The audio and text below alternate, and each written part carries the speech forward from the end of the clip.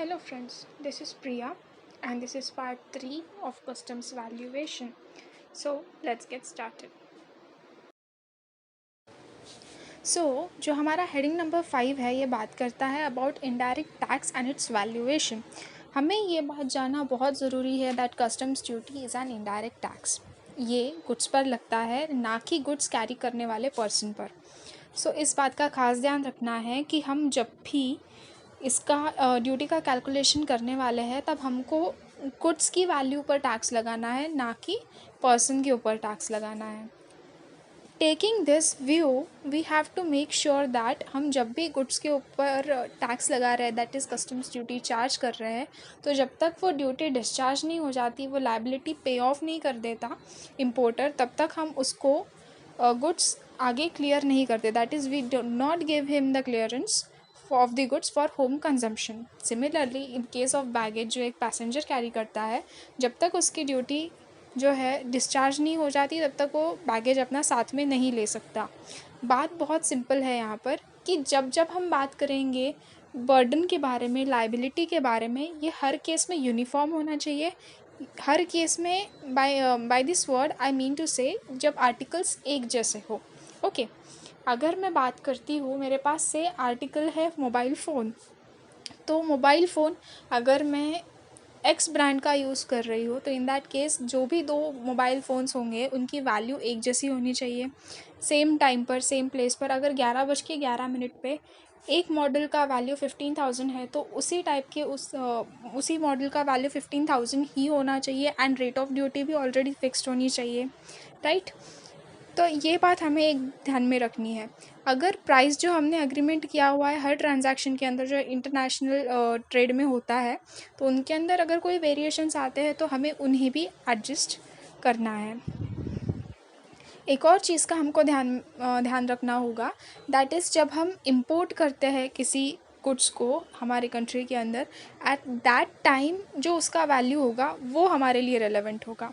That is the value should be approximate to the point of taxation.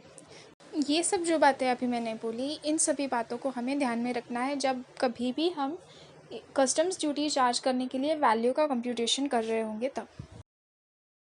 Now, moving ahead to the next head, that is 2 approaches for computing the assessable value.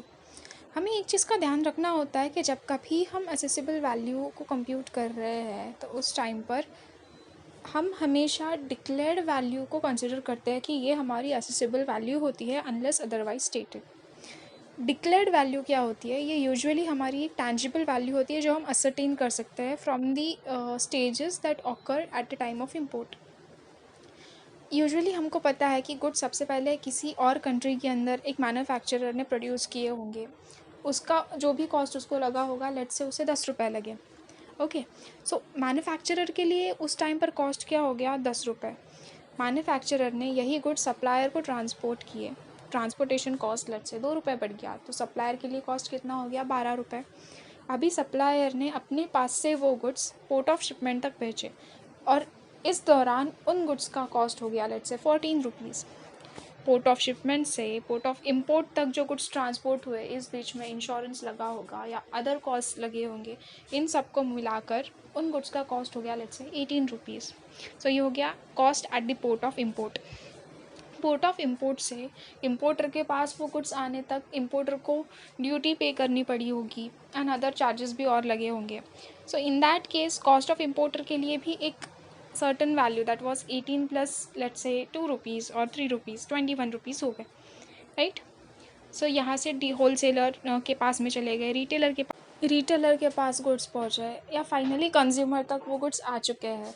तो हर एक के लिए जो भी cost incur हुई उसका addition होके एक कॉस्ट तैयार हुई, जो कि डॉक्यूमेंट हो सकती थी, पहचानी जा सकती थी और टैंजिबल नेचर की थी। हम उसे देख सकते थे इतना कॉस्ट इनकर हुआ है। तो अब हमने ये वेरीफाई किस तरह से किया कि इस स्टेज के अंदर इतना कॉस्ट इनकर हुआ था, तो हमारे पास मैन्युफैक्चरर का price list, quotation, sale invoices available थे। हमारे पास सप्लायर के सेल इनवॉइसेस थे, हमारे पास इंपोर्टर्स के अकाउंट बुक्स थे, सेल इनवॉइसेस जो होलसेलर डीलर्स ने या फिर मार्केट के अंदर जो ट्रेंड चल रहा है उसके बेसिस पर जो इंपोर्टर ने वेयरहाउस डीलर को सेल इनवॉइस दी होगी वो हमारे पास अवेलेबल था, या फिर कस्टम्स अथॉरिटीज़ ने जो अप्रूव किए हुए डॉक्यूमेंट्स होंगे वो हमारे पास अवेलेबल थे। इस बेसिस पर हम बता पा रहे थे कि इसकी करंटली इस स्टेज पर वैल्यू क्या थी, राइट। तो इन्हीं डॉक्यूमेंट्स के हेल्प से हम डिसाइड करते हैं कि किस स्टेज पर क्या वैल्यू थी। Now a few seconds earlier हमने जो सुना था दैट इज़ जो हमारा इम्पोर्टर होता है जो वैल्यू डिक्लेयर कर देता है उसी वैल्यू को हम मान लेते हैं ये हमारी एक्सेसिबल वैल्यू है। बट अगर हमारा इम्पोर्टर वैल्यू डिक्लेयर नहीं कर पाता या फिर कुछ कंडीशंस ऐसी आ जाती है जिसके ऊपर से हम बोल नहीं पाते कि ये जो वैल्यू इसने डिक्लेयर की है वो सही है, मतलब एक क्वेश्चन मार्क आ जाता है कि क्या ये वैल्यू सही है या दाल में कुछ काला है, राइट। तो ऐसे केस में हम लोग क्या करेंगे, हम लोग देखेंगे कि हमारे पास में कौन से दो अलग अप्रोचेस है जो हम फॉलो कर सकते हैं जब हमने जो उसने डिक्लेयर की हुई वैल्यू है उसको रिजेक्ट कर दिया है। तो सबसे पहले तो हम ये देखेंगे जो हमारे गुड्स है इनका होलसेल मार्केट में प्राइस क्या है। अगर हमको होलसेल मार्केट का प्राइस मिल जाता है तो उसके अंदर से हम कुछ जो इम्पोर्ट कॉस्ट होंगी उसको रिड्यूस कर देंगे, दैट इज़ जो हमने ड्यूटीज़ पे की होगी, ये पे करने के बाद ही हमारी मार्केट प्राइस तैयार हुई है ना। सो इनमें से अगर हम ये माइनस कर दें तो हमको एग्जैक्टली पता चल जाएगा कि हमारी एसेसिबल वैल्यू क्या है। सो ये फर्स्ट केस हो जाता है हमारा। And now the second case is जिसमें हमारे पास में इनवॉइस प्रेजेंट है, इनवॉइस जो हमको एक्सपोर्टर ने भेजी थी। तो वो हमारी जो इनवॉइस होती है वो या तो CIF पे होती है या FOB पे होती है। तो ये जो भी वैल्यू हमारे पास प्रेजेंट होगी उसको हम लोग बेस मानेंगे और उसके अंदर नेसेसरी एडजस्टमेंट्स करेंगे ताकि हमको पता चले कि हमारा एक्चुअल वैल्यू क्या था, दैट इज़ हमारा एसेसिबल वैल्यू। एसेसिबल वैल्यू को हम देखते हैं under section 14 of this act. अब हमको सेक्शन 14 बताएगा कि किस तरह से हमको इम्पोर्टेड गुड्स या एक्सपोर्ट गुड्स के लिए वैल्यू को आइडेंटिफाई करना है।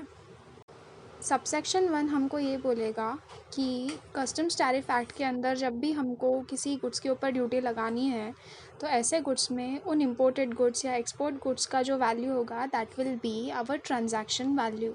एक्सपोर्ट गुड्स के केस में ट्रांजैक्शन वैल्यू क्या होता है, तो जब हमारा जो कंसिडरेशन होगा सेल पर्पस के लिए वो सिर्फ हमारा प्राइस रहने वाला है, हमारे बायर और सेलर रिलेटेड नहीं है, तो ऐसे टाइम पर जो गुड्स हमने बेचे उस टाइम उस जगह उन गुड्स का एक्चुअली प्राइस कितना पेएबल था या हमने कितना एक्चुअली पे किया, that will be our transaction value. Okay, इसके अलावा अगर कुछ कंडीशंस है तो वो रूल्स के अंदर स्पेसिफाइड होंगी। दिमाग में अब एक सवाल आया होगा कि जब हम गुड्स एक्सपोर्ट कर रहे हैं तो प्राइस पेएबल कैसे हो गई, right. And the answer is very very simple. अगर हम इन गुड्स को बेच रहे हैं तो कोई ना कोई तो उसको बायर होगा, ख़रीदार होगा, तो वो तो पे करेगा ना। हेंस जो हमारा प्राइस एक्चुअली पेड या पेएबल है this is from the angle of the buyer. Okay, ये बात हो गई हमारे एक्सपोर्ट गुड्स की जब हम गुड्स एक्सपोर्ट कर रहे थे। बट अब हम गुड्स इंपोर्ट कर रहे हैं और हमारा जो भी एक्टिविटी हुआ है इंपोर्ट एक्सपोर्ट का ट्रांजैक्शन हुआ है उसमें प्राइस हमारा सोल कंसिडरेशन है, हमारा बायर हमारा सेलर दोनों रिलेटेड नहीं है।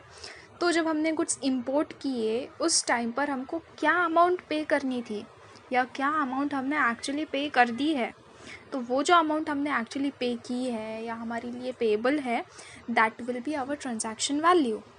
इसके अलावा भी कुछ कंडीशंस हो सकते हैं जो हम रूल्स में स्पेसिफाई करेंगे, ऐसा उन्होंने कहा है।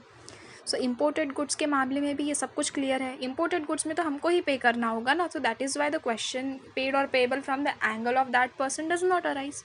सो it was quite simple over here.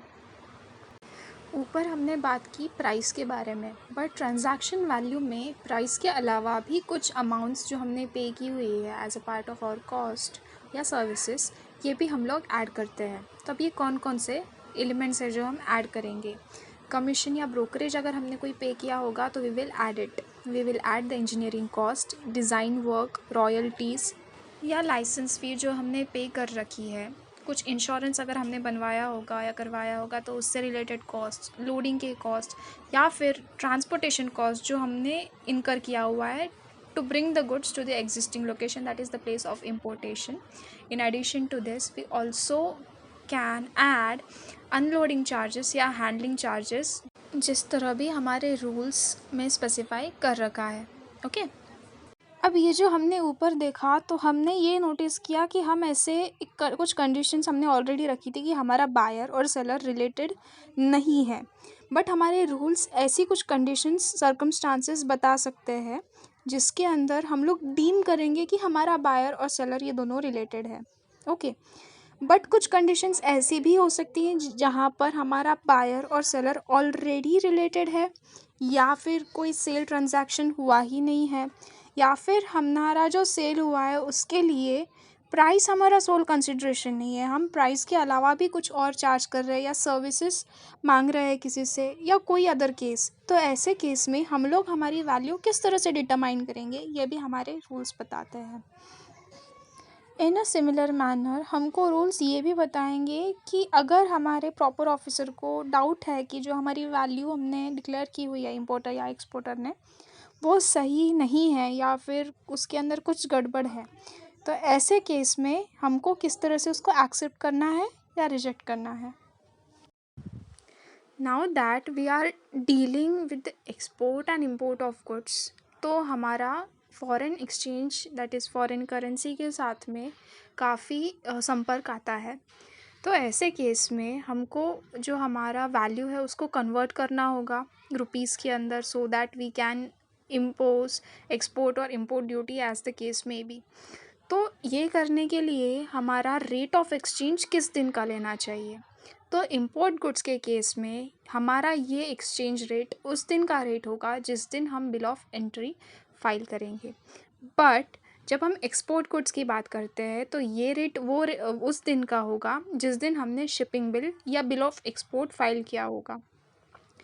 Summer timber corporation versus assistant commissioner of customs के केस के अंदर ये डिसाइड हुआ था कि जिस दिन आपने बिल ऑफ एंट्री प्रेजेंट की वो रेलेवेंट डेट होगी एंड नॉट द डेट जिस दिन आपने बिल ऑफ एंट्री को करेक्ट करके फिर से प्रेजेंट किया. ओके नाउ अनदर क्वेश्चन कि हमको रेट किसका लेना है, आरबीआई रेट देती है वो लेंगे या फिर सीबीआईसी जो रेट देती है वो लेंगे या फिर फॉरेन एक्सचेंज डीलर्स एसोसिएशन ने जो रेट दिया वो लेंगे. कितना कन्फ्यूजन है ना. Why to be confuse in this, हम लोग कस्टम्स के लिए निकाल रहे हैं जो वैल्यू है या रेट है डिटरमाइन करना है, तो ऐसे केस में आंखें बंद करके चुपचाप जो सीबीआईसी हर 15 दिन में एक रेट नोटिफाई करती है वो हमको यहाँ कंसिडर करना है. Another thing to be taken care of is that import goods और एक्सपोर्ट गुड्स के लिए ये रेट्स सेपरेट होंगे. Last but not the least, board अगर चाहे तो किसी भी इम्पोर्टेड गुड्स या एक्सपोर्ट गुड्स के ऊपर by way of notification tariff value fix कर सकता है. और एक बार अगर बोर्ड ने इन गुड्स के ऊपर टैरिफ वैल्यू फिक्स कर दिया तो ऐसे केस में हम लोग उन गुड्स के ऊपर जो ड्यूटी है वो चार्ज करेंगे with reference to such tariff value. इसका मतलब क्या हुआ कि जो हमने पहले ट्रांजैक्शन वैल्यू की बात की थी उसके ऊपर इस टैरिफ वैल्यू का ओवर राइडिंग इफेक्ट हमको देखने मिलता है. That's all for today. We will discuss the valuation rules in the next video. Till then, like, share and subscribe. Thank you.